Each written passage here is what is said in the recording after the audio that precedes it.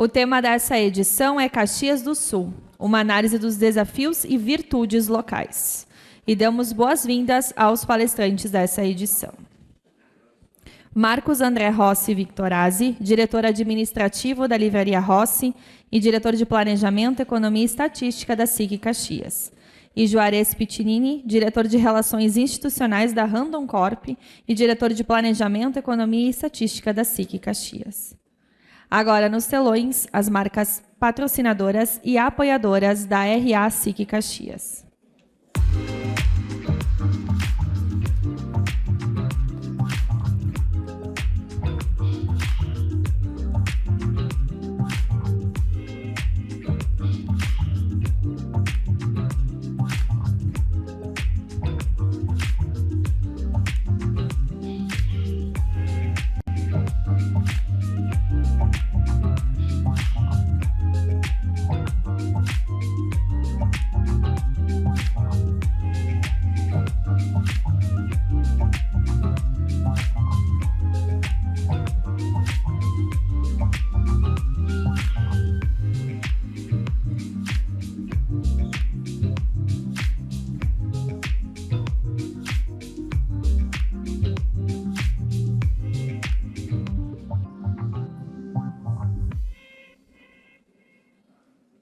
Peço a atenção de todos.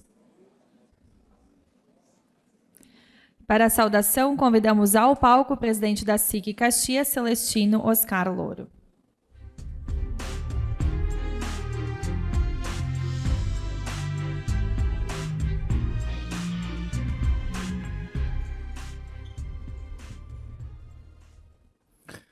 Saúdo de maneira muito especial a nossa prefeita de Caxias do Sul, no exercício do cargo, Paula Iores, vereadora Marisol Santos, presidente da Câmara de Vereadores, nossos palestrantes do dia de hoje, o Marcos e o Juarez, ex-presidentes aqui da casa, a imprensa e a cada um de vocês que escolheram estar aqui na nossa SIC Caxias nesse final de manhã de hoje. Senhoras e senhores, é com muita satisfação que nós damos início a mais uma RA SIC Caxias, um espaço de troca de conhecimentos fundamentais para o fortalecimento do nosso ambiente empresarial.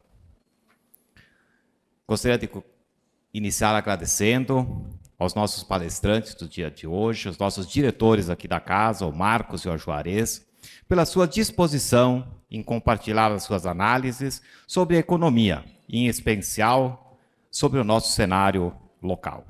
As suas visões certamente serão de suma importância para as decisões estratégicas que todas as empresas precisam tomar à medida que o ano novo se aproxima. Aproveito também para parabenizar o trabalho exemplar da nossa Diretoria de Planejamento, Economia e Estatística, que de forma voluntária se dedica a preparar dados e informações que orientam esta presidência e servem também como referência para todo o nosso ecossistema empresarial. O trabalho de vocês nos permite estarmos vigilantes e preparados frente aos desafios e oportunidades que o cenário econômico nos apresenta. Gostaria também de aproveitar a oportunidade para abordar um tema de grande importância que está na pauta do nosso noticiário nacional: a proposição do fim da escala de trabalho 6x1. Esse é um assunto que exige reflexões, discussões aprofundadas e, acima de tudo, a busca por soluções que, no momento atual, porque passa o nosso país, trazem mais riscos do que benefícios. Antes de debatermos o fim da escala 6x1, precisamos, enquanto sociedade, discutir questões estruturais, como o real custo do trabalho, o custo de empregar, o custo social que advém de uma medida como essa, e, principalmente, a necessidade de flexibilização e não de rigidez e de regulação ainda maior. Defendemos que as jornadas de trabalho sejam pautadas por acordos e negociações coletivas, respeitando as especificidades de cada um dos setores econômicos e não pautadas pela imposição de uma legislação engessada. O impacto do fim da escala 6x1 é claro. Quem vai pagar esta conta, infelizmente, serão as classes menos favorecidas. Pois este custo recai sobre inflação, que afeta diretamente o poder de compra do trabalhador e especialmente aos mais pobres. Reitero, é urgente refletir sobre como a redução da jornada de trabalho, sem um modelo de produtividade ajustado, pode comprometer a competitividade e a sustentabilidade da própria economia brasileira. Não somos contrários a mudanças, mas defendemos que estas devem ser implementadas com base na produtividade e não simplesmente na redução do volume de horas trabalhadas. Nos países onde houve aumento da produtividade após a redução da jornada, é importante destacar que esse crescimento ele apenas corrigiu uma ociosidade que já existia, pré-existente. Nesse momento, em que enfrentamos uma taxa de desemprego historicamente baixa e falta de mão de obra em diversos setores, o fim da escala 6x1 é, no mínimo, inoportuno. Reduzir a carga horária aumentaria a necessidade de contratações, mas diante da escassez de profissionais disponíveis, tal medida criaria gargalos ainda maiores. Por isso, antes de mexermos na jornada de trabalho, precisamos enfrentar o debate mais amplo sobre o custo de se empregar no Brasil. Portanto, senhoras e senhores, é imperativo discutir alternativas que tragam benefícios reais, tanto para os trabalhadores, quanto para os agentes produtivos, para a sociedade, sem comprometer o volume e os custos de operação, a geração de empregos e o desenvolvimento do nosso país. Antes de encerrar, deixar aqui o nosso agradecimento muito especial a Graziela Tesser, que encerra no dia de hoje a sua jornada à frente do Conselho da Empresária. Parabéns, Grazi, a tua dedicação, a tua persistência à frente dessa tarefa voluntária, mais uma das nossas tantas tarefas voluntárias aqui da casa. E a Bea, que começa a sua jornada, me permita essa relação de proximidade, Bea, a sua jornada no dia de hoje, sorte e sucesso nessa caminhada, e que tu possas chegar aqui, daqui a um ano, na conclusão do teu mandato, com alegria, com leveza e com dever cumprido. Parabéns a ambas.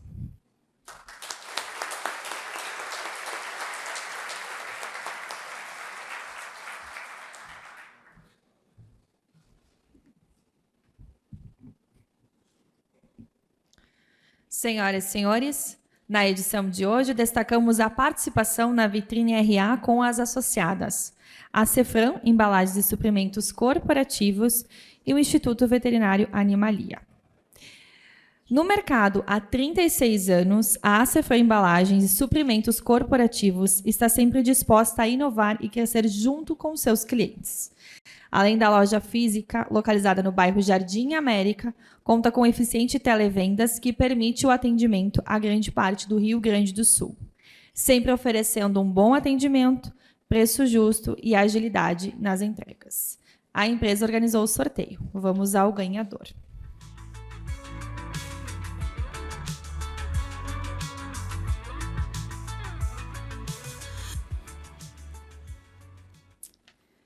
A ganhadora é a Ângela Quemelo.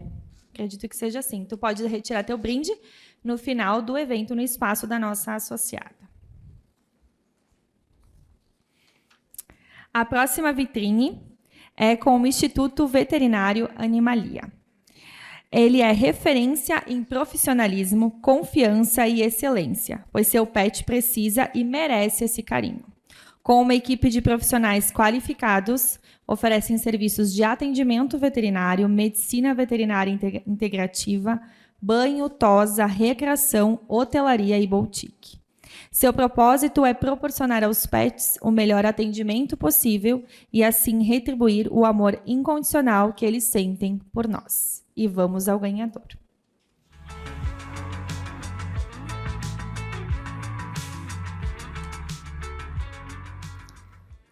A ganhadora é Karen Santos, da Cooperativa Nova Aliança. Parabéns, tu podes retirar teu brinde no final da RA no espaço da associada. Senhoras e senhores, Novembro Azul é uma campanha de conscientização dedicada à saúde do homem, com foco especial na prevenção e diagnóstico precoce do câncer de próstata, uma das doenças que mais afeta a população masculina. Durante o mês de novembro, diversas iniciativas são realizadas para informar e alertar os homens sobre a importância de cuidar da sua saúde e de realizar os exames preventivos. Por isso, é fundamental que os homens entendam que a prevenção é a chave para uma vida longa e saudável, com atitudes simples, como adotar um estilo de vida saudável, fazer exercícios periódicos, buscar ajuda médica. E ao perceber sinais de alerta, é sim possível reduzir os riscos e melhorar a qualidade de vida. Agora, passaremos para a solenidade de posse da presidência do Conselho da Empresária da SIC Caxias, gestão 2025-2026, que tem como missão incentivar o desenvolvimento e o fortalecimento das lideranças femininas, promovendo seu reconhecimento e visibilidade tanto na cidade quanto na região. Além disso, realizar ações, capacitações e eventos que estimulam o protagonismo feminino e contribuem para a criação de um ambiente de negócios mais inclusivo e diversificado. Como forma de agradecer ao trabalho da gestão de 2020 a 2023, 2022 da Grazi, convidamos a atual presidente do Conselho, então, a Graziela Tessera, ao palco, juntamente com a nossa vice-presidente, por favor, de Comércio, Dalice Manchini, e a presidente, próxima presidente e vice, Beatriz Caragnato da Silva e a Denise Focardi Garlio, para a entrega de flores e um presente do Conselho da Empresária para ela.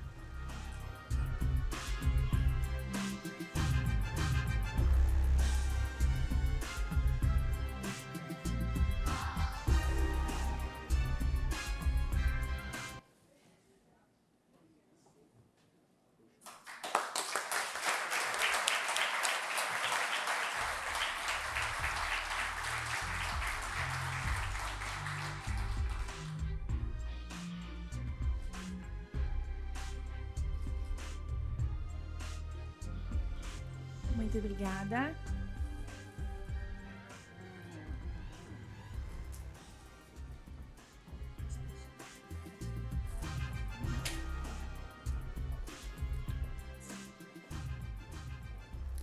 Para a assinatura do termo de posse, convidamos o presidente da SIC, Celestino Louro, e a presidente e vice-presidente eleitas do Conselho da Empresária, Beatriz Caragnato da Silva e Denise Focardi Cardoso Galho, ao palco.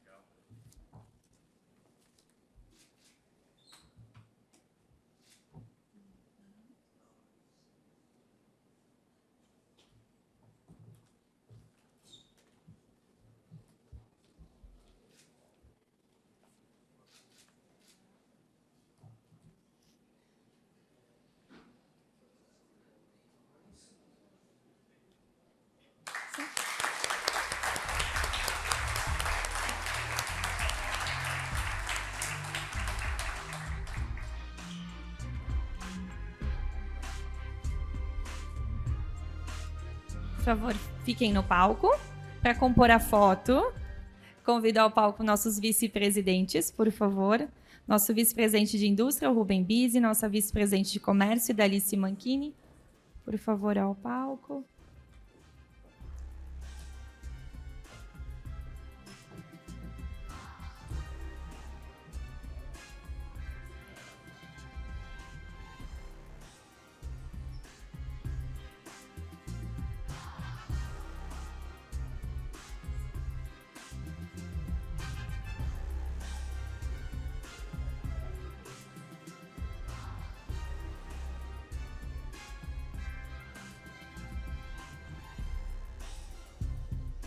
Permaneçam mais um instante. Para compor a foto, então, a nossa prefeita em exercício, Paula Iores, e a nossa presidente da Câmara de Vereadores de Caxias do Sul, vereadora Marisol Santos.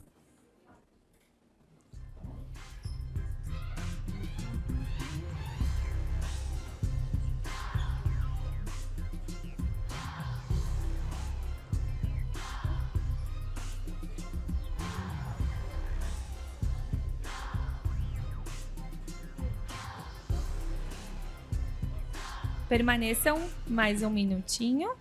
A presidente Marisol está entregando, então, o voto de congratulações.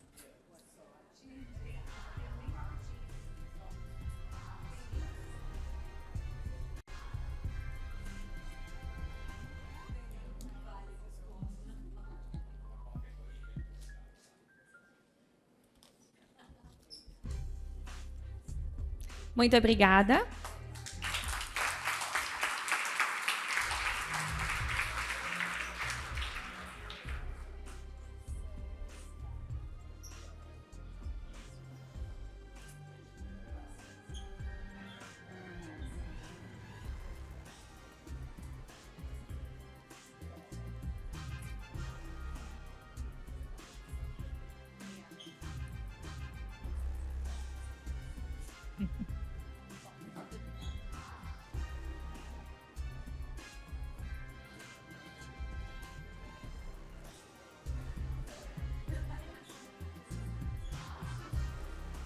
Senhoras e senhores, agora para a saudação, convido a presidente do Conselho da Empresária, a Beatriz Caragnato da Silva, para fazer uso da palavra. Bom dia, cumprimentando a prefeita Paula Iores, a Marisol, presidente da Câmara, e o presidente da SIC, o contador Celestino Oloro, aos palestrantes, o Marcos e o Juarez, estendo também as demais autoridades, as minhas amigas que estão aí, as minhas colegas conselheiras do Conselho da Empresária. Obrigado por ter vindo me prestigiar.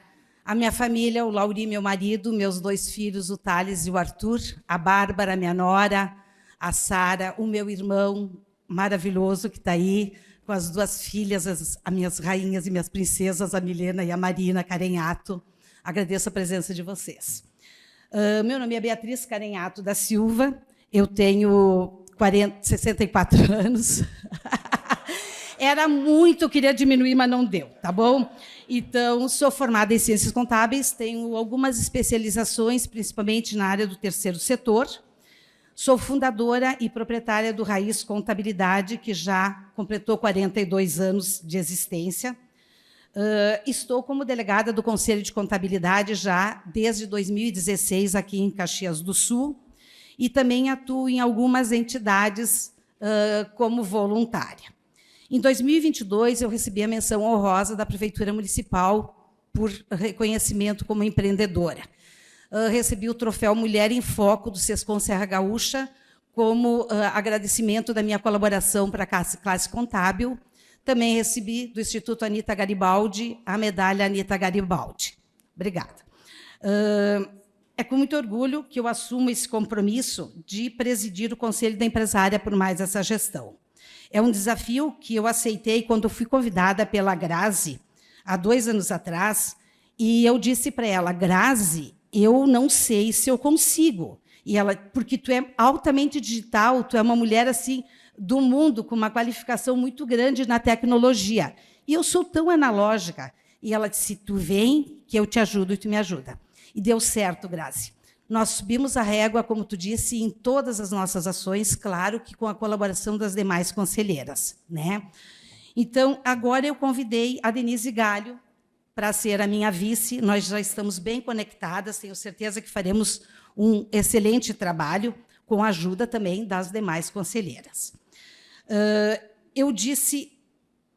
Quando a Zeli me convidou, a Zeli D'Ambrós, para fazer parte do conselho, eu disse a ela, eu não sei se eu vou conseguir auxiliar mais esse trabalho voluntário. Ela disse, tu vai te encantar e tu nunca mais vai querer sair desse grupo. E é verdade. Eu adoro essas minhas colegas, tudo empresárias que empreendem nos seus negócios, qualificadas. Por isso que as nossas ações que a gente fez deram certo, porque todas doaram o seu conhecimento nas suas áreas para a gente conduzir esse trabalho. Eu conto também com o apoio das conselheiras para nós fazermos um bom trabalho, com a equipe da SIC, que já é nossa parceira, né? Vamos precisar dessas demandas aí nos auxiliarem. Eu sou uma pessoa que eu já me curei de um câncer, eu já venci o Covid quando não tinha nem vacinas, e a minha querida presidente naquela época, a Cíntia Buzin, levou o kit do amor lá em Bela Torres e me entregou. E foi assim, foi muito importante para mim, mais do que o remédio, o carinho que foi entregue em nome de todas as conselheiras que também estavam bem preocupadas comigo. O compromisso, então, que assumo hoje é de continuar fazendo as nossas ações e inovar. As nossas ações são feitas para melhorar a qualidade do empreendedorismo, seja feminino, seja masculino. Nós promovemos palestras, workshops, grupos de estudos, tudo em áreas específicas e que estão no momento como mais importante na visibilidade da economia. Vou colocar aqui. Então, eu agradeço o SESCOM, também está presente aí, que eu tenho o maior respeito por essa entidade, que é a entidade que representa a minha profissão, o Sincotec, a Liga Feminina de Combate ao Câncer, minhas amigas estão aí, a PAI de Caxias do Sul, Instituto Anita Garibaldi, nossa, eu não queria esquecer. O CRC, Anabelle, obrigado pela presença, estar aqui também. E também, principalmente, a minha família, o meu marido, aos meus 2 filhos, Thales e o Arthur, por entenderem essa minha vocação e essa minha vontade de fazer esse trabalho voluntário que eu faço nas entidades, onde eu atuo, e também agradeço a essas entidades por depositarem em mim confiança em exercer cargos e também responsabilidade de ser a contadora de vocês. Meus filhos, meu marido, muitas vezes me representando e me substituindo no meu trabalho para mim fazer esse voluntariado. Eu tenho 3 netos, 3 joias preciosas, o Pietro, o Bento e o Miguel, que me dão, assim, me rejuvenescem. O meu irmão, que está aí, que eu já falei, com as minhas queridas sobrinhas, muito obrigado pela presença, pelo carinho e respeito que vocês sempre têm por mim. Nós prometemos, né, Denise, fazer o melhor de nós, dar o melhor de nós para dar continuidade a esse trabalho. Fui começado com a Fúvia Stedley, que está aqui, e eu não vou citar o nome de todas as outras presidentes, mas são maravilhosas, e a gente só está aqui porque as bases foram bem construídas e também foram sendo construídas, né, com a colaboração das demais. Então, minhas amigas, minha família, as presenças aqui, muito obrigado. Aos palestrantes, o Marcos e o Juarez, uma boa palestra e um ótimo almoço para todos nós. Muito obrigada.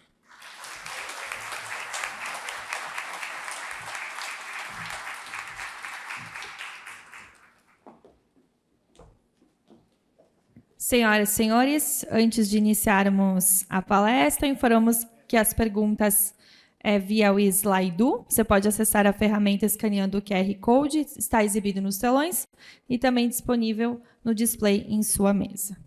Caso deseje fazer uma pergunta, então, diretamente ao microfone, sempre pedimos que seja breve e relacionado ao tema abordado de hoje.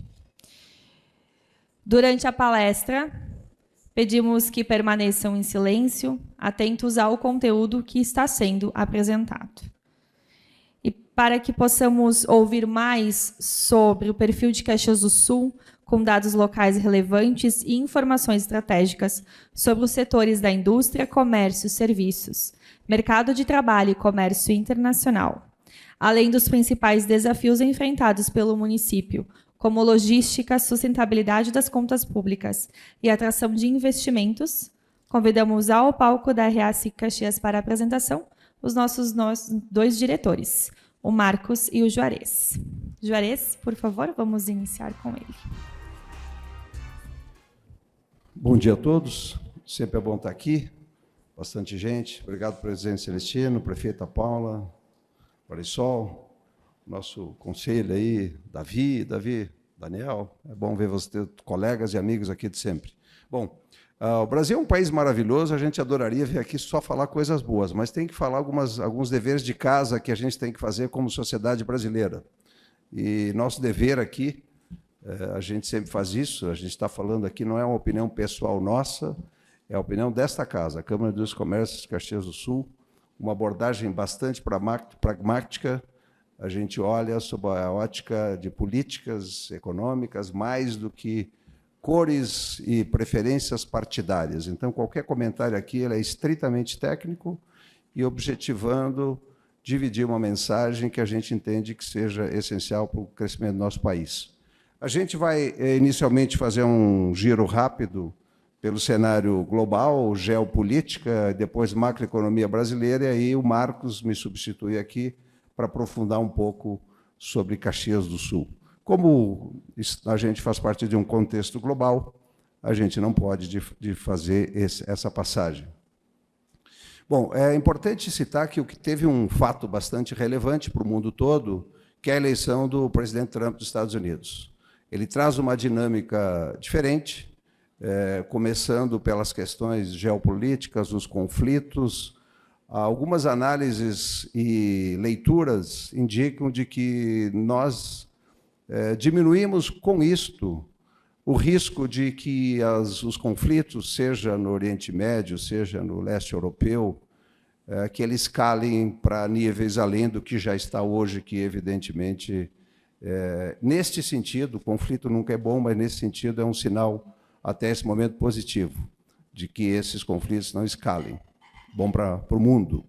Em relação à economia global, com a eleição do Donald Trump, o que a gente consegue avaliar, já sabemos, né, já teve uma experiência dele como presidente, vai ter uma política bastante protecionista, uma política de muita restrição de entrada de imigrantes ilegais nos Estados Unidos, vai ter uma redução de carga tributária, e isto, por si só, ele tem dois efeitos.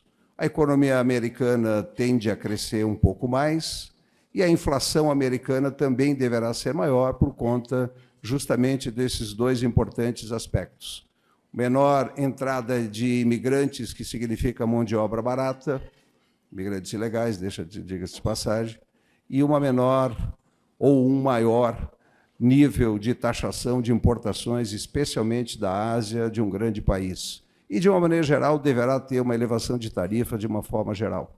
Então, este cenário ele faz com que o mundo como um todo considere de que as taxas de juros que, depois da pandemia, tinham uma sinalização de queda, e a elevação depois da pandemia foi em função da inflação, que veio forte em função da quebra das cadeias de produção, uma injeção de recursos pelos países, criou uma demanda além da oferta de produtos, gerou uma inflação.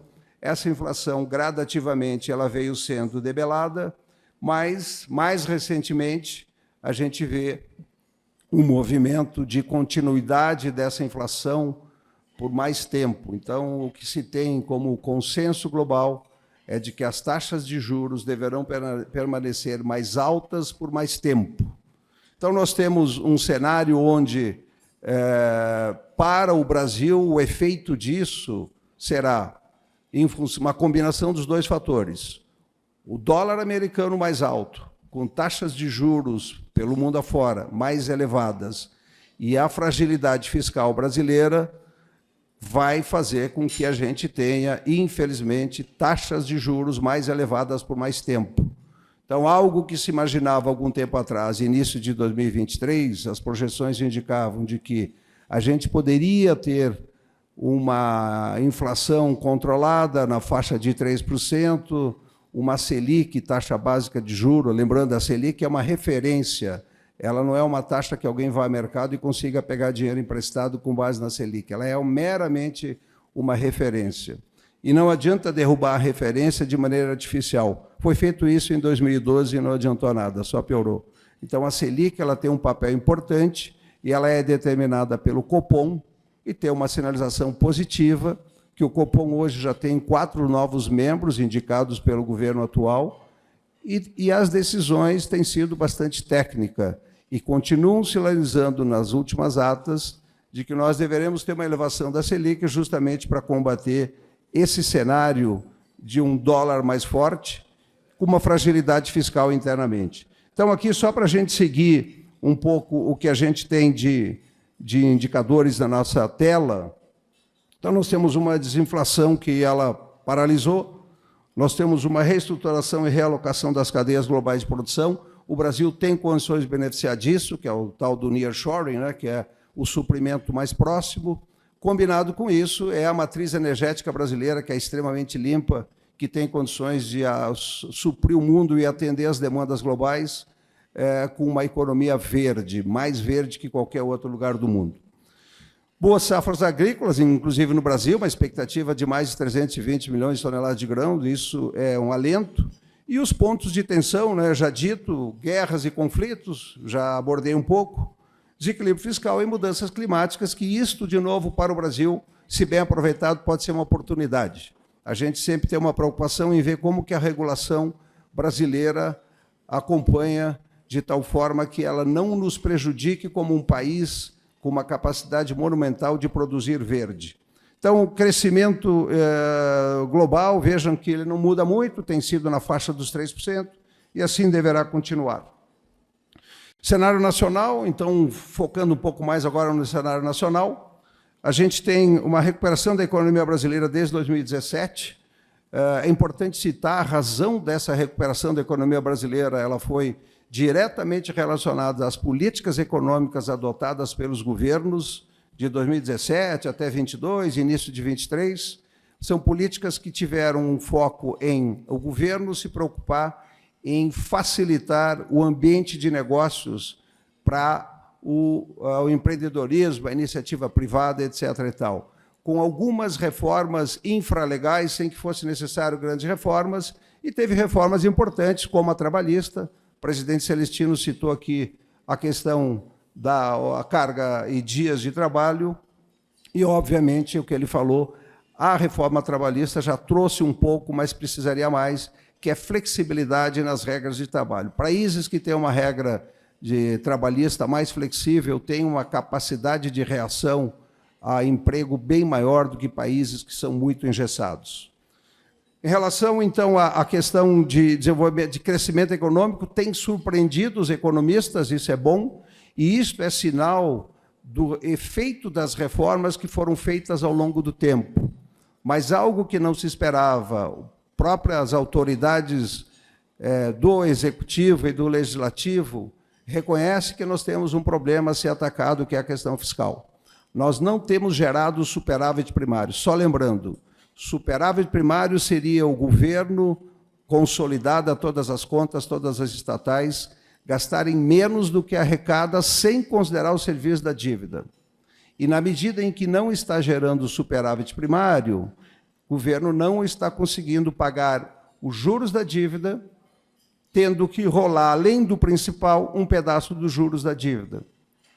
Isso nos leva a gente ter um nível de dívida pública em relação ao PIB crescente. Ele cresce, já está próximo de 80%, e pelas projeções deve passar de 80%. Só para comentar esse gráfico para avançar, aqui a gente tem um pouco do que é o Brasil. O Brasil é um dos países mais ricos do mundo, maior número de oportunidades, a gente tem a quinta maior população, quinto maior território, nós deveríamos ser a quinta economia do mundo, não somos. E veja o nosso crescimento. Quando a gente olha nos últimos 10 anos, o crescimento do mundo, como eu disse, 3 e poucos por cento. América Latina, nós deveríamos crescer mais do que a América Latina, infelizmente a gente não cresce mais do que a América Latina, e a projeção é de que isso não vai mudar no curto prazo. E as razões principais não são muitas, uma delas é a situação das contas públicas e o custo Brasil, que a gente aborda um pouco mais para frente. Aqui, para falar um pouco, dar um pouco de destaque da questão da dívida pública, o nível da dívida pública em relação ao PIB, no nível que ele está, é o mais alto que nós já tivemos na história. A gente nunca teve esse nível. Inclusive, nos anos 2010, 8, 9, 10, 12, nós tivemos uma redução da relação de dívida pública em relação ao PIB. Por quê? Porque a gente, ao longo dos anos 2000, 2003, 2004, a gente tinha uma geração de superávit primário de mais de 3% em alguns anos. E isso, como eu disse antes, gerava condições de pagar o juro, não rolar o juro da dívida e amortizar um pouco do principal. 2020, setembro de 2020, ali no meio de 2020, a pandemia, o governo brasileiro e todos os governos injetaram muito dinheiro na economia, empresas e consumidores, foi importante, não há crítica aqui, ao contrário. Esse mesmo governo conseguiu reduzir essa relação dívida-PIB até final de 2022, mas atualmente a gente tem visto esse crescimento da dívida pública e está diretamente relacionado ao fato de que não gera superávit primário. Nós temos uma elevação da dívida pública, e a dívida pública, diferentemente do que era antigamente, era uma dívida externa que se devia para outros bancos, Clube de Paris, etc. e tal. A dívida interna, quem carrega essa dívida, quem é o credor dessa dívida, somos nós, brasileiros. Então, não adianta dizer, não, eu não vou pagar essa dívida. Criaria um caos econômico e social no Brasil. Então, é importante que essa questão seja endereçada. Quando a gente conversa com os membros dos poderes, todos eles reconhecem que é importante. Mas, de novo, as dificuldades que o Brasil tem de resolver os seus problemas. Quando a gente olha aqui, falei do resultado primário, está na tela, dê uma olhadinha enquanto eu dou uma hidratada aqui na minha garganta, que é preciso. A gente vê que, embora as promessas do governo tenham sido no sentido de gerar, no mínimo, equilíbrio fiscal no conceito primário, com promessas, inclusive, de superávit, a gente vê que, infelizmente, a gente tem um quadro bem diferente e com uma perspectiva não muito favorável. A gente vê algumas promessas de corte de gasto, que até agora a tentativa de equilíbrio fiscal tem sido no aumento da arrecadação. E só tem um jeito de o governo criar recursos, criar caixa, é aumentar a tributação de quem paga impostos. Então, infelizmente, é uma realidade aqui, de novo, tá? Uma abordagem bem pragmática. A gente não tem aqui nenhuma outra questão a não ser isso. Os números falam por si e a gente se atém a eles. A gente torce para que as promessas de equilíbrio fiscal aconteçam e que a gente tenha, com isso, condições de atrair mais investidores, que a gente tenha, com isso, uma possibilidade de redução da taxa de juros, que a gente tenha, com isso, mais investimentos na economia, mais geração de emprego, enfim, que a gente entre no círculo virtuoso e saia da situação em que a gente se encontra atualmente. Todos nós sabemos, a gente ouve falar há muito tempo, custo Brasil, custo Brasil. Existe uma entidade bem reconhecida, é o Movimento Brasil Competitivo. Nela participa o Dr. Jorge Gerdau, Daniel Randon, fazem parte dessa entidade. E essa entidade, ela não é uma entidade particular, ao contrário, ela é uma entidade que congrega uma série de empresas, institutos, e tem, inclusive, a participação do MIDIC. Tem uma secretária que só cuida dessa questão aí, que reporta ao ministro e vice-presidente Alckmin, cuidando da questão do custo Brasil. Essa mandala, traduzido rapidamente em poucos números, ela, a somatória desses 12 segmentos da economia brasileira, ela totaliza um custo de 1 trilhão e 700 bilhões. 1 trilhão e 700 bilhões é 17, 16, 17% do nosso PIB. O que é isso? É o custo Brasil? Não, não é o custo Brasil. É o custo Brasil adicionalmente ao custo médio dos países da OCDE. Ou seja, para nós competirmos, exportarmos, etc., etc., além dos custos normais, equivalente aos países, a média dos países da OCDE, nós temos esse custo adicional de 1 trilhão e 700 bilhões, ou 16, 17% do PIB. Às vezes a gente se pergunta como é que o Brasil consegue avançar, como é que o Brasil consegue exportar com todo esse ônus, desse peso brutal. Aqui está a logística.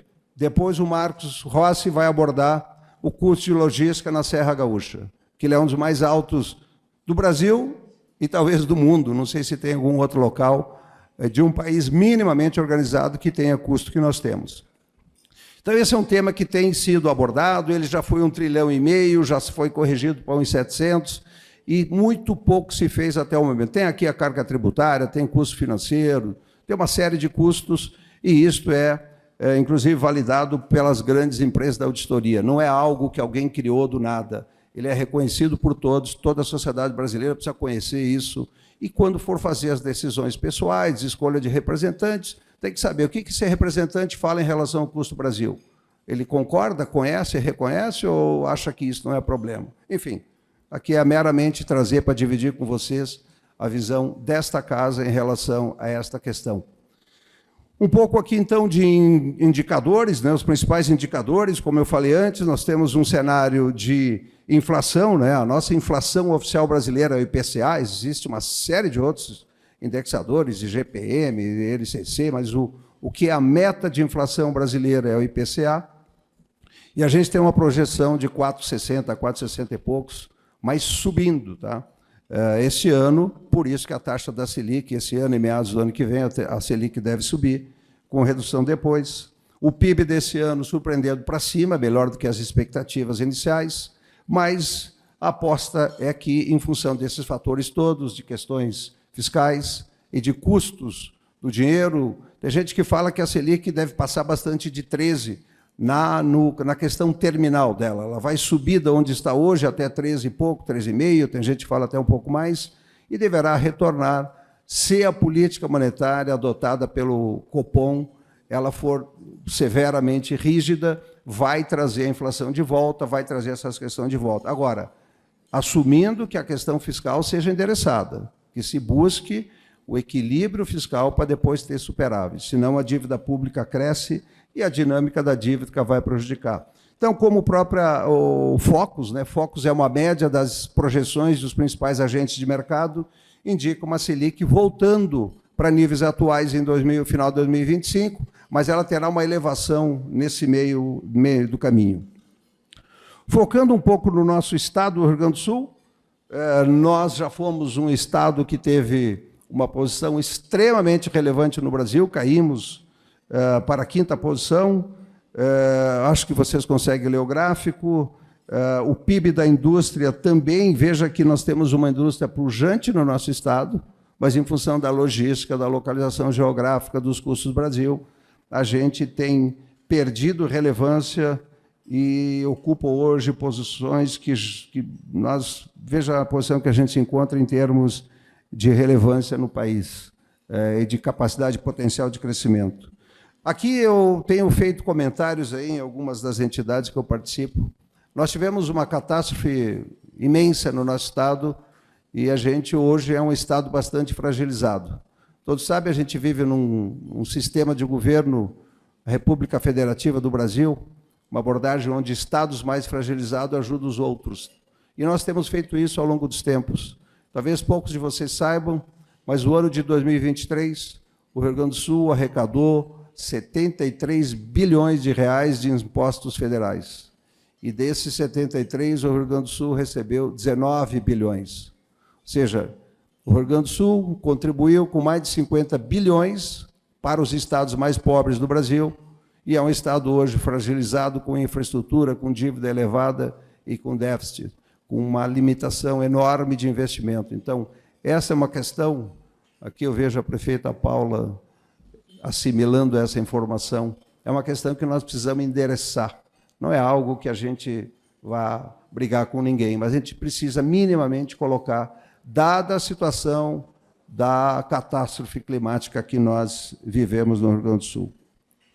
Aqui um pouco no que nós, né, a parte da Serra Gaúcha, né, o que a gente representa em termos de Estado, evidentemente, a grande Porto Alegre, com o polo petroquímico e grandes empresas ali, ela tem uma representatividade, mas imediatamente após vem a nossa região e Caxias do Sul e cidades próximas têm uma representatividade bastante relevante.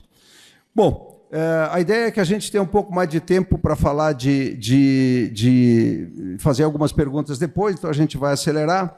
Esse é meu último slide, então, de novo, tá? Autoexplicativo, vejam que a gente vem perdendo relevância em termos de Estado, em termos de região, já fomos um dos estados grande produtor agrícola, exportamos tecnologia de agricultura de precisão, mas a gente vem perdendo relevância por uma série de fatores e tem um estado do Rio Grande do Sul fragilizado, com uma dívida onerosa aí na ordem de 100 bilhões de reais, e a gente tem feito um esforço gigante aí do governo do estado para mitigar, mas está bastante difícil. Então, é importante que se discuta alguma coisa, especialmente nesse período que a gente está em recuperação. Eu agora convido o nosso colega Marcos Rossi para assumir aqui, e, ao final, a gente fica à disposição, aí que o tempo permitir, para responder algumas questões. Obrigado pela atenção, espero ter ajudado.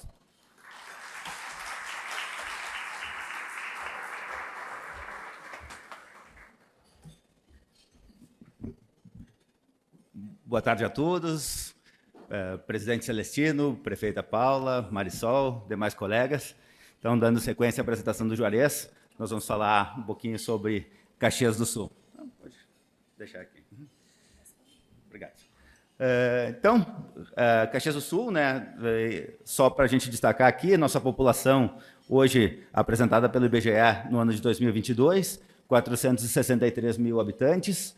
A gente tem uma população que hoje tem 24% da população com mais de 60 anos. Isso, para nós, no nosso Departamento de Economia, é um ponto de destaque, porque a gente tem oportunidades, mas, ao mesmo tempo, também tem possíveis situações que devem se apresentar, como a situação de saúde, como a situação de hospitais, que tem que se preocupar, porque, com o passar do tempo, a população tem envelhecido e isso vai gerar problemas de previdência e problemas de saúde. Caxias do Sul tem... Obrigado. Caxias do Sul tem um PIB per capita maior do que o número do Brasil, isso é positivo, mas a gente tem ainda também 22,9% da população que tem uma renda per capita mensal de menos de meio salário mínimo.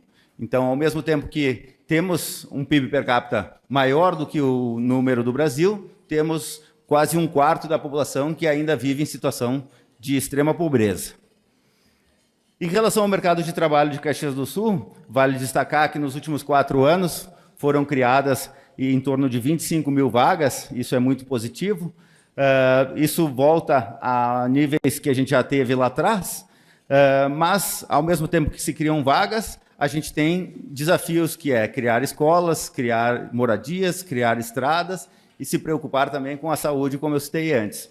Todas as pessoas que vêm para Caxias para trabalhar vão precisar utilizar dessa infraestrutura pública que tem que se trazer junto com as vagas de trabalho. Aqui é o gráfico da economia de Caxias do Sul, que a gente apresenta mês ao mês. Todos os meses a gente apresenta o crescimento e o desenvolvimento da economia de Caxias do Sul. Nos últimos 12 meses, Caxias do Sul cresce 5,2%, também acima do que está projetado para o Brasil. O Brasil cresce em torno de 3% e a gente vem crescendo 5%. São números positivos, mas, ao mesmo tempo, a gente tem que buscar um crescimento maior. Eu acho que Caxias tem um potencial, já teve um histórico de crescimentos maiores e a gente tem essa expectativa de que Caxias possa voltar a crescer mais. Caxias do Sul é a maior cidade em número de indústrias de transformação no Rio Grande do Sul, é a segunda maior economia do estado. Somos um polo metal mecânico brasileiro, já fomos o segundo, hoje não temos esse dado para confirmar se ainda somos o segundo polo metal mecânico. Somos um polo de transformação de material plástico e somos o maior produtor de hortifruti do Rio Grande do Sul. Hoje, 1/3 da produção que entra na Ceasa de Porto Alegre vem da Serra Gaúcha.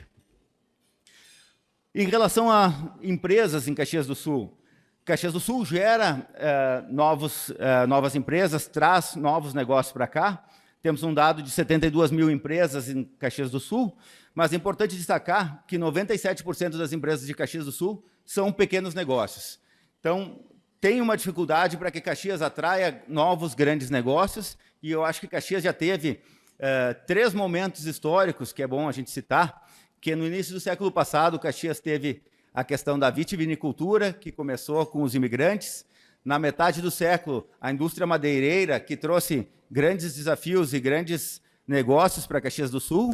E na segunda metade do século passado, também, a indústria metalmecânica, que trouxe todo o desenvolvimento da cidade. Mas, hoje, estamos parados nesses 3 ciclos econômicos e precisamos buscar novos negócios e que Caxias traga novas oportunidades de crescimento.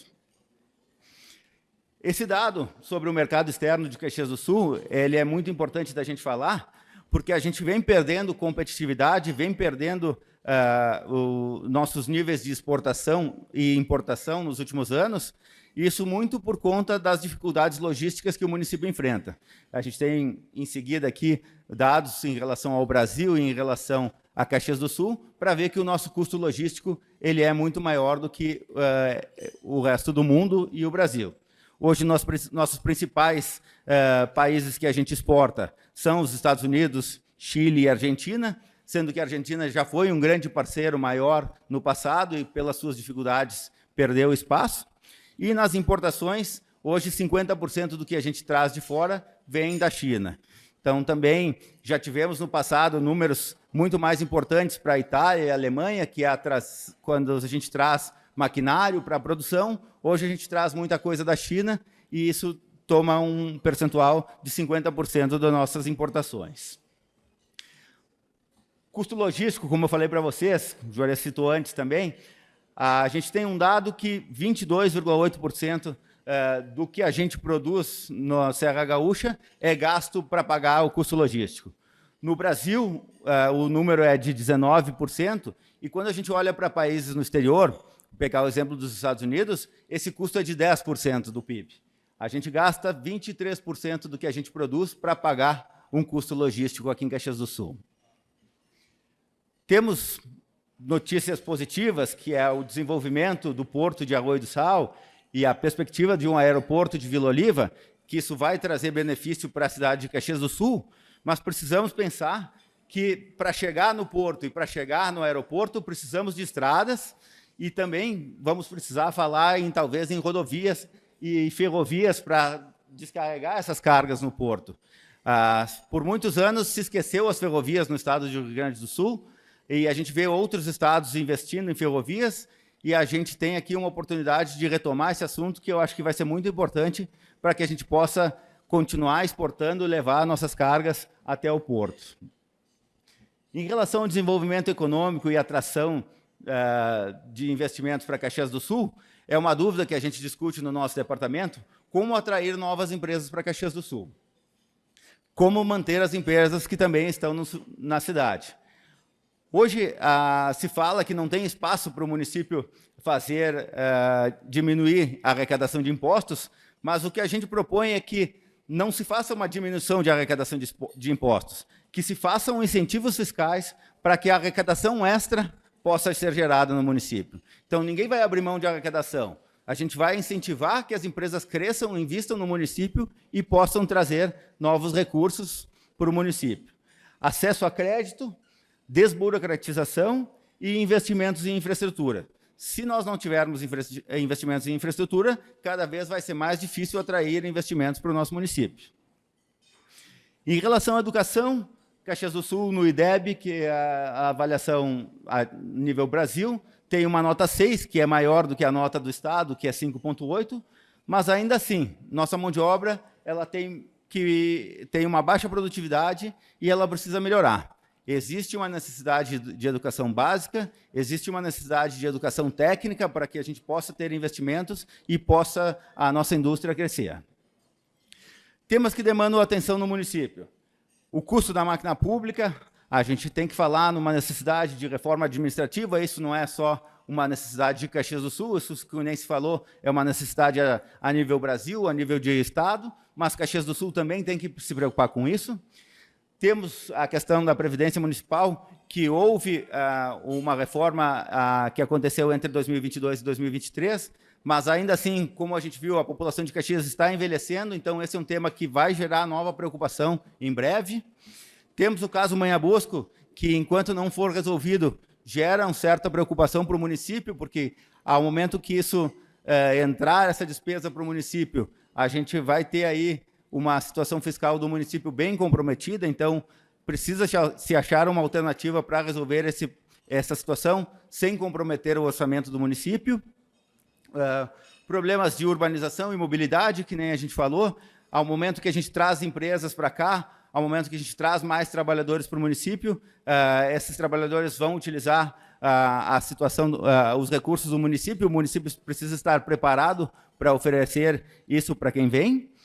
Temos um plano diretor que precisa criar novas áreas industriais para que a gente possa trazer novos investimentos e investimentos importantes para Caxias do Sul. E também citar aqui a questão da desburocratização na liberação dos projetos industriais. A gente discute dentro do nosso grupo que algumas empresas levam de 3 a 4 anos, às vezes, para conseguir liberações para construir em Caxias do Sul. Isso é um tempo que não é possível se a gente olhar outros lugares, cidades como dentro do estado aqui, Guaíba, Gravataí, outras cidades que trouxeram investimentos relevantes. Caxias do Sul vai ficando para trás ao momento que tem essas dificuldades de geração de projetos importantes. Em relação à reforma tributária, a gente ainda não sabe como é que ela vai ter impacto no nosso município. A gente sabe que deveria desburocratizar o processo, mas a gente sabe que Caxias do Sul é um município predominantemente industrial. Hoje a indústria gera 13% do PIB e paga 26% da carga tributária. Então, quando se fala em reforma tributária, a forma como o Juarez citou, que os municípios vão deixar de ter o controle na arrecadação, esse dinheiro vai para o governo central e depois vai voltar para nós, quanto isso vai voltar para nós e qual o impacto que isso vai ter nas contas do município. Isso é um ponto bem importante e por isso que a gente coloca que a gente precisa se reequilibrar as contas do município e diminuir gastos para que a gente possa, então, mesmo com o impacto da reforma tributária, não ter dificuldades financeiras do ponto de vista de município ali para frente. Era isso. Quero agradecer em nome do Departamento de Economia, Estatística e Planejamento, nossos colegas aí que também fizeram parte da contribuição para montar essa apresentação, o Alexander Messias, o Schmidt, que não está aqui hoje, mas também contribuiu, Juarez, eu, a professora Maria Carolina e o Tarciano, nossos colegas do grupo, que voluntariamente se reúnem todos os meses para que a gente apresente os dados para vocês e compartilhe a nossa visão de Caxias e do mundo. Muito obrigado.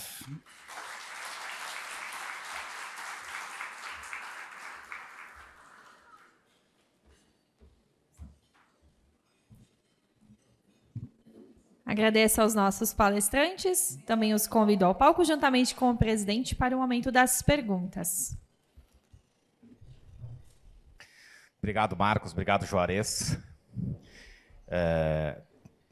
Claramente, nós temos algumas contribuições que vocês trouxeram que estão muito distantes do nosso controle, do nosso universo, às quais nós temos que nos adequar. Mas tem uma gama muito grande de oportunidades que nós precisamos entender o contexto e agir. Nós temos que endereçar determinadas situações, do contrário, a gente vai ficar pelo caminho. Antes de a gente abrir para perguntas, nós temos algumas contribuições do nosso vice-presidente de indústria, Rubem Bise, que com a sua experiência de mundo vai contribuir um pouco com as repercussões do comércio nesse novo tabuleiro. Bom, parabéns, Juarez, parabéns, Marcos, pela apresentação. Que nós fizemos algumas contextualizações ali na prévia, né? Eu acredito que com a mudança de governo nos Estados Unidos vai haver uma mudança muito importante na geopolítica. O Juarez já mencionou das guerras, né? Mas nós temos aí os nossos parceiros comerciais que vão ser afetados. Primeiramente, eu vejo assim, o México é o nosso grande parceiro também no setor automotivo, a gente discute muito isso, nós temos um livre comércio com o México, nós mandamos produtos para lá sem impostos e podemos importar. Tem um acordo automotivo que regula volumes. O Trump falou de que se o México não parar de mandar drogas e imigrantes ilegais, ele vai fechar a fronteira mesmo e taxar os produtos mexicanos em 25%.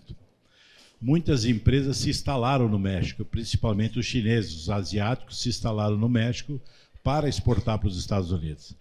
Então esse vai ser talvez um primeiro reflexo, se o México não tomar medidas reais de fechar a fronteira, eu acredito que o Trump vai dar seguimento de fazer o muro, de terminar aquele muro que ele começou, e a produção do México vai para onde? Qual é o grande mercado que ela vai procurar?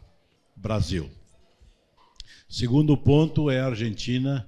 Hoje nós temos vários governos de esquerda, Colômbia, Venezuela, Bolívia, o Brasil, podemos falar de esquerda comparando com o que o Trump pensa, e a Argentina se apresenta lá para o Trump como o grande parceiro da América do Sul na questão de commodities, de produtos agrícolas, para alimentar os Estados Unidos. Então, o Milei está tirando proveito disso, e nós, que somos um bom parceiro dos Estados Unidos, vamos sofrer com isso.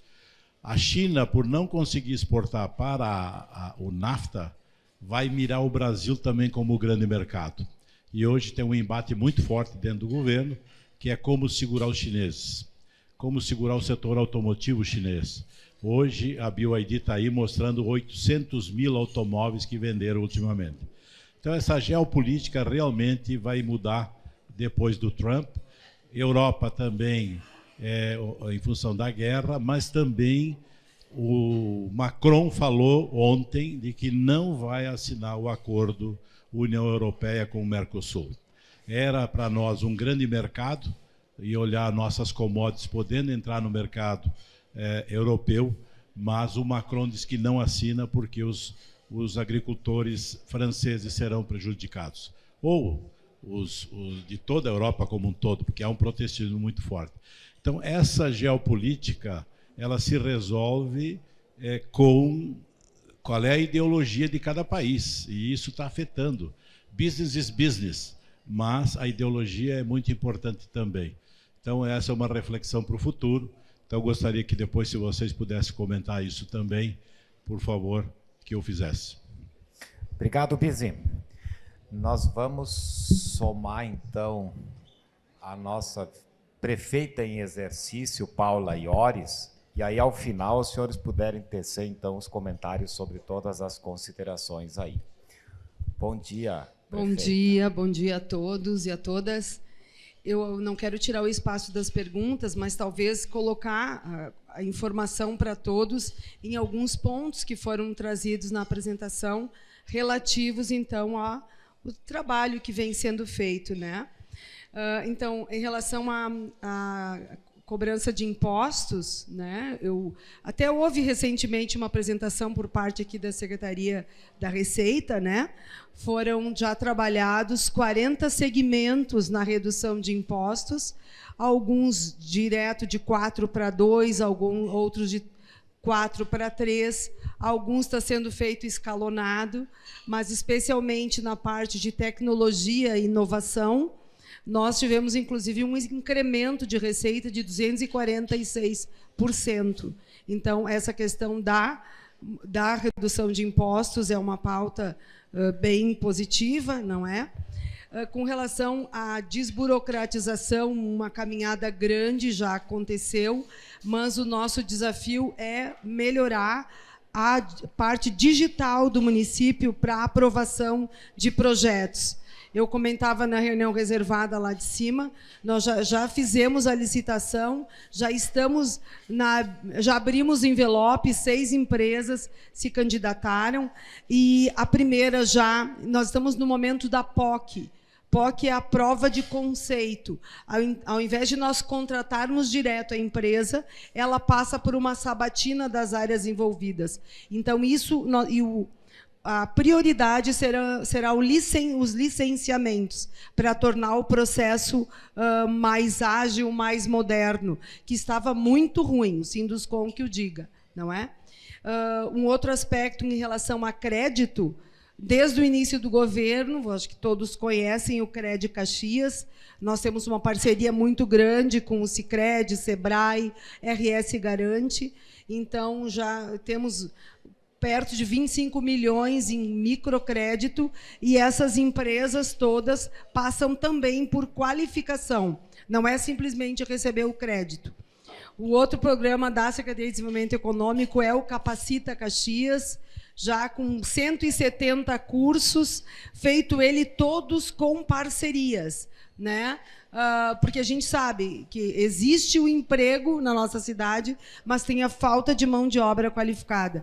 Então, recentemente, o nosso programa de leitura e interpretação de desenho, por exemplo, recebeu todo um apoio do governo do Estado para a gente aumentar ainda mais esse fornecimento de cursos. Enfim, em muitas áreas, urbanização e mobilidade, a gente tem o plano de mobilidade, plano municipal de mobilidade, que nós não tínhamos, isso inviabilizava conseguir verba federal para isso, agora nós temos, agora é a implementação do plano. E tem mais coisas que a gente poderia falar, mas eu não quero dar outra palestra aqui. Mas Obrigado, eu fico à prefeito. disposição. Muito obrigado. Nós temos inscrito para uma pergunta a mais o nosso diretor de ESG, Guilherme Guila Sebem. Cadê o Guila? Oi, Guila. Oi, bom dia, Guila. Boa tarde a todos os colegas.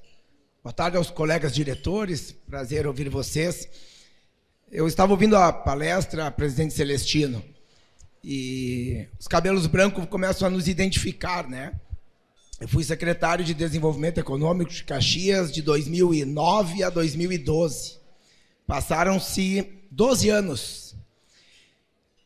E aquelas percepções que nós tínhamos da dificuldade de Caxias de reter, manter as empresas e atrair novos negócios.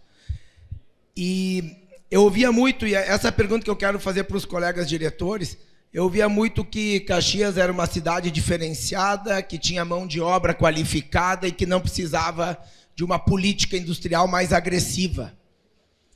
E quando a gente propunha umas políticas, chegamos a propor a criação da nova área industrial de Caxias do Sul, chegamos a propor um novo polo industrial em direção à região do novo aeroporto, e as respostas que eu ouvia internamente no meio político é que Caxias não precisava estimular que os empresários de Caxias tinham mão de obra qualificada e o espírito empreendedor.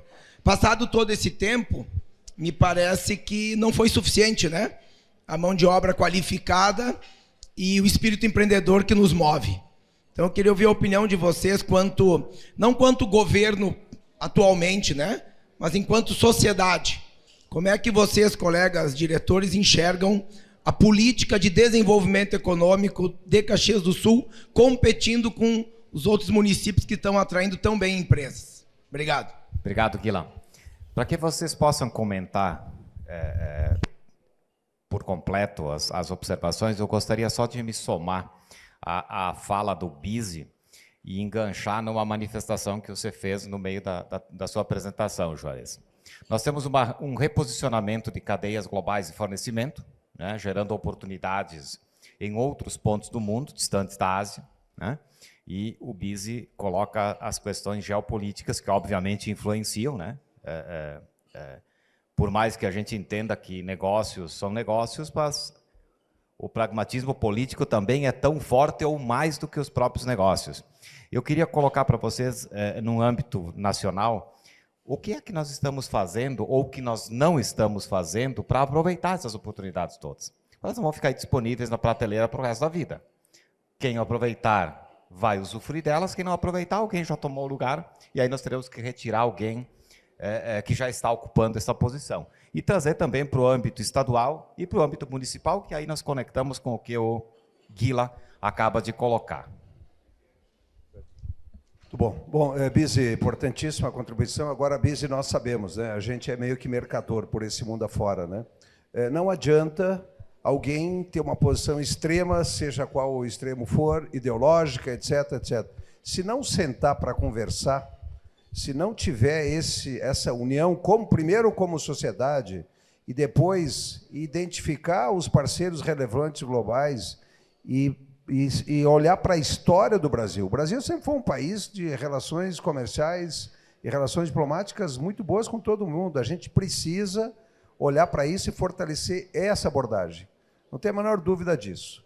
E, Guila, em relação à questão nossa, hoje em dia, já era assim pelas novas gerações, pelo nosso mundo, a Covid acelerou. Hoje, a mobilidade das pessoas é gigante. Se a gente não fizer alguma coisa, no mínimo igual ou melhor a qualquer outro lugar, a gente não vai conseguir reter. O mundo muda, as novas gerações, eles são mais despreendidos, eles não têm aquilo que as pessoas um pouco mais antigas tinham emprego, não queria sair da cidade, queria preocupar da família. O mundo mudou. Se a gente não mudar, todos nós, as empresas, o poder público, e aí, de novo, vem a fala do presidente, se a gente engessar, nós como país, nós como Estado, nós como município, a gente vai ficar fora. Quem tiver mais liberdade vai atrair a melhor mão de obra e vai conseguir ter sucesso, e é um processo, de novo, que quanto mais a gente fizer nesse sentido, mais a gente vai ter benefício para todos nós. O Brasil, até os anos 80, ele atraía talentos do mundo todo, empresas para investir aqui. Hoje, tenho certeza que cada um de vocês, se vocês pensarem no seu círculo de amizade, quantos jovens, filhos de amigos de vocês, ou filhos de vocês, estão fora do Brasil e falam que eles não querem voltar. Só voltarão se o Brasil mudar. E a maneira de mudar é esse alinhamento como sociedade, de ter um entendimento de que nós temos o país mais rico do mundo. A minha fala pode ter sido um pouco negativa, ela traz uma realidade. A gente tem um país com a maior riqueza do mundo, mas a gente tem, como sociedade, talvez uma das piores gestões, porque a gente não consegue traduzir essa riqueza do país para benefício econômico e social a todos. Então, Celestino, até a minha consideração final, eu diria assim que temos o dever de casa para ser feito, e o que a gente tenta trazer aqui é desnudar um pouco essas questões. Como é que se resolve isso? A gente precisa ter reforma administrativa que racionalize o gasto, que gaste menos e que sobre mais recursos para aplicar naquilo que é importante e não em coisas que estão concentradas em poucos. Isso precisa ser feito, a sociedade tem que exigir isso. Obrigado. Eu vou complementar só, acho que as considerações da Paula foram importantes. Não é que o nosso papel aqui é dizer que não está sendo feito, né? Nosso papel aqui é dizer que algumas coisas são feitas, mas precisam melhorar. E eu acho que o exemplo que o Guila traz é bem isso. A gente teve aí 12, 14 anos que passou de quando o Guila tinha essas mesmas demandas, e parece que as demandas continuam e a gente não resolve. Que nem o Celestino falou, se a gente não aproveita as oportunidades que aparecem para resolver os problemas nos momentos certos, o momento vai passar e a gente vai ficar muito tarde para resolver, e talvez a gente não consiga mais a solução que se precisava lá atrás. Então, a dificuldade cada vez aumenta quando a gente está deixando o tempo passar e não está resolvendo aquilo que acontece. Tu diria que não basta a gente ser rápido. Nós temos que ser mais rápidos do que os nossos concorrentes. Do contrário, nós acabamos nos distanciando cada dia mais. Juarez, Marcos e a toda a diretoria de economia aí, nosso caloroso agradecimento. Se sintam abraçados pela contribuição de vocês. Como a gente diz, hoje o nosso encontro era de consumo interno, mas com certeza nós provocamos uns aos outros a subirmos a régua das nossas perguntas que nós devemos fazer nos nossos círculos de relacionamento, nos nossos clubes de serviços. Nós não vamos transformar absolutamente nada que não seja pela política, pelo convencimento, pela mostra daquilo que é pragmaticamente necessário ser feito. A sociedade não pode mais pagar essa conta. Todos nós precisamos melhorar de vida, e é através dessa conscientização que a gente o faz. Obrigado. Uma boa e produtiva semana a todos. Segunda-feira, mais um encontro aqui. Obrigado.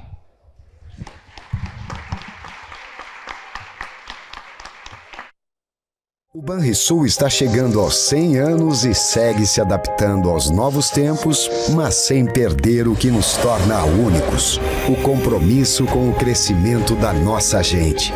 É por isso que entendemos quando um cliente quer um aplicativo na palma da mão ou uma conversa olho no olho.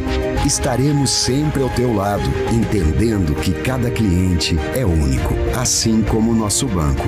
O Banrisul é um banco único, porque te entende. Somos fonte de proteção, parceria para confiar de olhos fechados, para descobrir o verdadeiro amor. Ao longo de 90 anos, gerações inteiras passaram pelo Círculo Saúde. Tivemos a honra de acompanhar de perto muitos capítulos de histórias únicas. E assim nossa trajetória se entrelaça com a sua. Cuidamos de você e de quem você mais ama. Vibramos a cada passo e criamos confiança uns nos outros. Somos preocupados e protetores. Somos exigentes, inquietos e inovadores. Nosso cuidado está em cada detalhe. Somos tecnológicos na medida certa. Humanos em tudo que fazemos. Cada transformação é uma extensão do nosso compromisso em te ver bem.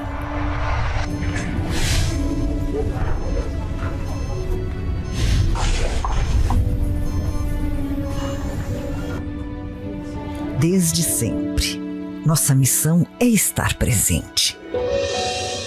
Por onde você for, seremos a sua melhor companhia quando o assunto é saúde e bem-estar. Vamos continuar escrevendo essa história com você, criando laços para toda a vida.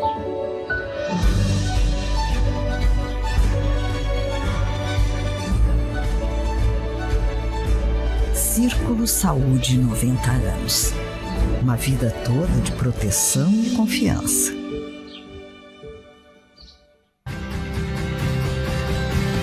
Fazer jornalismo e entretenimento que conectam os gaúchos e contribuem para uma vida melhor. Nenhuma outra empresa dá tanta atenção às coisas da nossa terra e ao dia a dia do nosso povo. Todos os dias informamos, debatemos e repercutimos episódios e fatos importantes do Estado. A RBS quer ser uma arena, dar voz, ser o grande talk tank de temas importantes para o nosso Estado. Queremos trazer assuntos relevantes para as nossas comunidades. Trabalho, educação, inovação e empreendedorismo.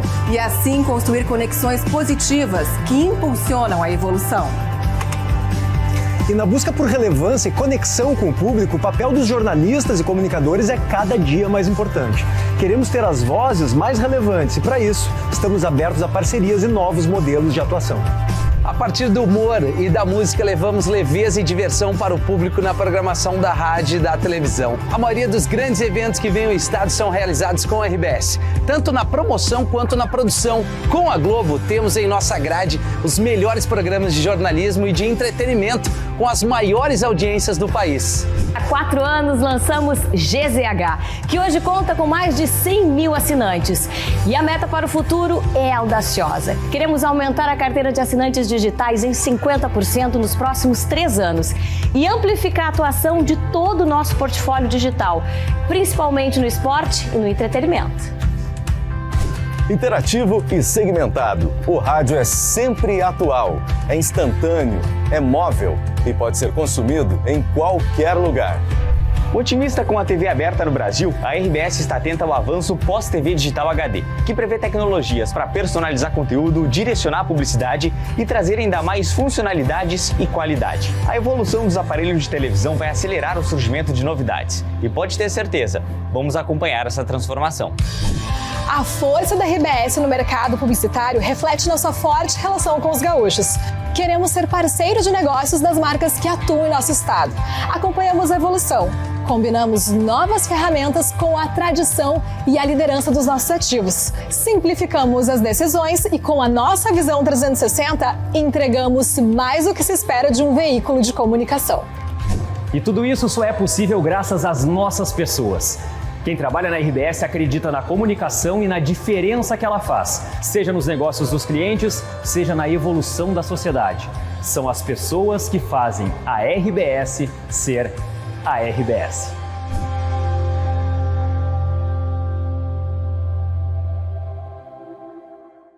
Para a praia, casa, campo, com Marcopolo já sou pronto. É acessível, eu te garanto. Chega junto, é o nosso encontro. Prosseguindo exposição, quem sabe aquele jogão. Com Marcopolo, meu irmão conectado, eu não fico na mão. Estudar ou trabalhar, passar de foto pro lar. A Marcopolo estará lá, com segurança eu vou chegar. Brasil e mundo afora, confiando a toda hora. Minha passagem vou pegando, de Marcopolo já tô chegando. Embarque com a Marcopolo. Somos muitos e múltiplos, em vários cantos do Brasil e do mundo. Com paixão por trilhar novos caminhos, inspiramos e mobilizamos sonhos e pessoas, inovando e criando soluções para os desafios todos os dias. Vamos em busca de uma prosperidade compartilhada, que respeita nossas relações com o planeta e com as pessoas, que sempre tem espaço para mais. Uma nova ideia, um novo produto, um novo serviço, que cria um futuro sustentável em conjunto com um novo jeito de pensar e fazer a mobilidade. Somos formados por gente que sabe que num mundo tão dinâmico como o nosso, manter-se em movimento é fundamental. É assim que seguimos. Com apetite pelo amanhã e muita coragem para viver o futuro. Incansáveis, inquietos, evoluindo para conectar pessoas e riquezas, gerando prosperidade. As empresas Randon agora são Randon Corp.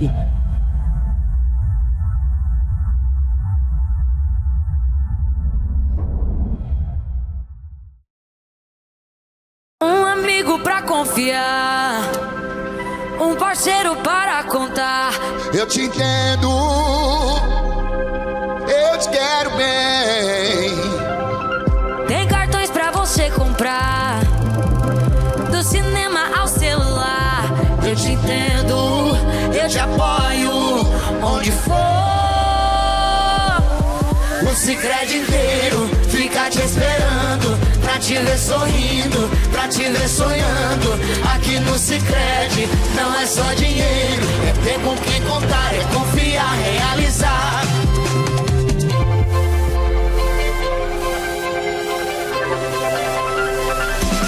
De jeito maneira, não é só dinheiro, é ter um parceiro.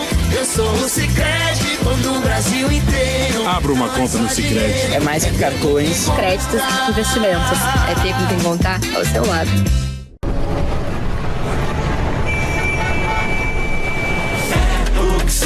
Aprender a desenvolver. Meu caminho eu vou fazer. Conhecimento pra crescer. Meu caminho eu vou fazer. Vou seguir o novo ritmo na minha batida. Então pega a visão. Trocar, compartilhar, reinventar. Sempre do meu jeitão. Sempre do meu jeitão. Aqui é cara e coragem pra fazer acontecer. Cheguei pra conquistar o meu futuro, eu vou fazer. Aprender a desenvolver. Meu caminho eu vou fazer. Conhecimento pra crescer. Meu caminho eu vou fazer. A UX é pra você, faz teu caminho, vem pra UX. Faça o vestibular, provas online, todas as segundas e quintas-feiras. Acesse ux.br e inscreva-se.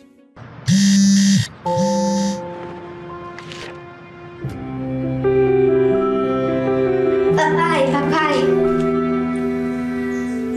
é pra dar sorte.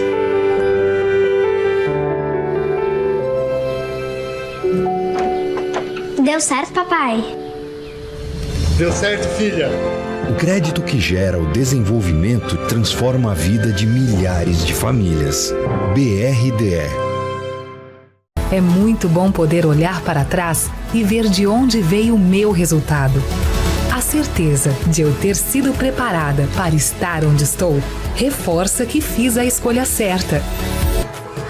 O dia em que descobri que poderia aprender tantas coisas novas. A satisfação de vivenciar projetos únicos que marcaram para sempre meu caminho. Quando me foi apresentado o futuro. Saber que meu aprendizado me ajudou a me tornar uma cidadã responsável com a sociedade, indo além dos livros didáticos. O mundo evolui constantemente. E as ameaças cibernéticas estão cada vez mais automatizadas e diversificadas. Os métodos convencionais de segurança não conseguem acompanhar essa velocidade. É hora de mudar.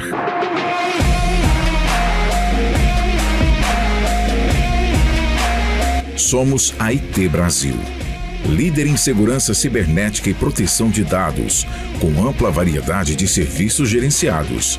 Há mais de 20 anos protegemos empresas com soluções de ponta de forma integrada. Nosso compromisso é tornar simples todo o processo, com agilidade e suporte. A arquitetura de sistemas nos possibilita ter uma plataforma de alto nível. Com a IT Brasil, você obtém economia com segurança máxima. Nosso gerenciamento possui integração com os mais diversos sistemas. O foco é evitar paradas inesperadas. Nosso portfólio abrange segurança cibernética, hardware, software, backup e replicação, serviços gerenciados e consultoria. Oferecemos soluções completas em todos os níveis, pois as ameaças crescem de forma acelerada, causando inúmeros prejuízos para as empresas. A IT Brasil protege a sua empresa com eficiência e agilidade. IT Brasil. Inovação e tecnologia.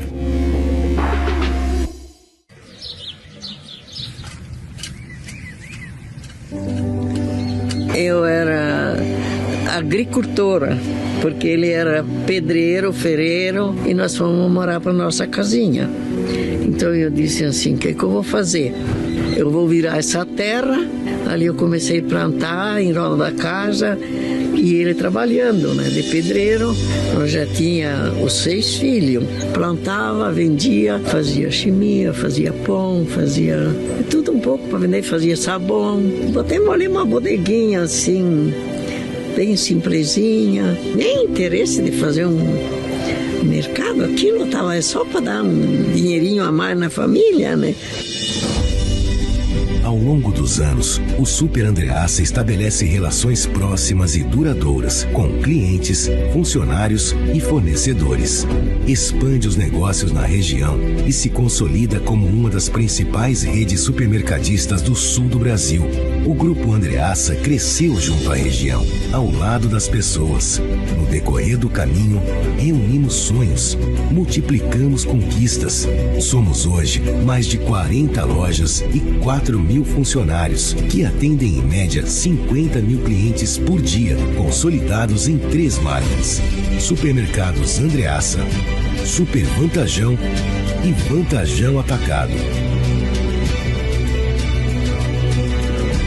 Chegamos até aqui unidos pelo trabalho e uma certeza: nosso grande propósito é proporcionar uma vida melhor para todas as famílias. Jamais eu plantei aquelas pequenas plantas que deu produto pensando numa coisa tão bonita que é hoje.